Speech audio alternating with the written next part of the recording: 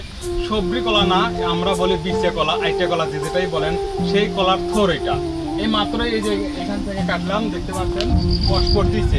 আসলে এইটা কেন খাবেন আর এইটা খাওয়ায় কি উপকার রয়েছে আপনারা হয়তো অনেকেই জানেন।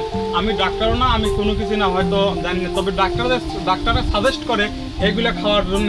খুবই মানে এর মধ্যে নাকি উপকারিতা রয়েছে। যাই হোক, যারা হচ্ছে মানে প্রেগনেন্সি, যারা গর্ভবতী, তাদের জন্য এইটা খুবই উপকারী রয়েছে। কারণ এটার মধ্যে নাকি ডাক্তাররা বলে থাকে প্রচুর পরিমাণ আয়রন রয়েছে। যাদের আয়রনের সমস্যা আছে, বেশি বেশি করে কলার এইটা খাবেন। কলার কাদাল আছে, কাঁচকলা আছে, এইগুলো খাবেন।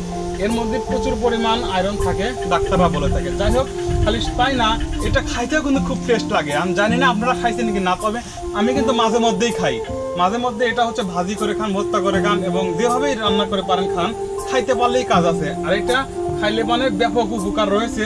যাই হোক, দেখেন আমার এখানে কিন্তু অনেকগুলোই পরে থাকে। এই যে উপরে দেখা ওটাতেও কাটেছি, এগুলো আছে। এখন ওই পাশে একটা আছে, সেটা কাটবো। আর এটার যে কাদাল বের হয় গাছের মধ্যে, যেটা থাকে আমরা কাদাল বলি, জানি না আপনারা কি বলেন সেটা জানি না।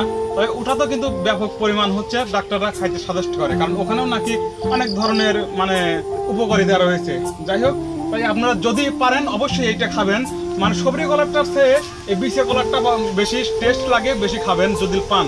আর পাশাপাশি কাঁচকলা আছে, অর্থাৎ আনাজি কলা আছে, ওইটা আপনারা বেশি বেশি করে খাবেন। ওখানেও রয়েছে প্রচুর পরিমাণ আয়রন।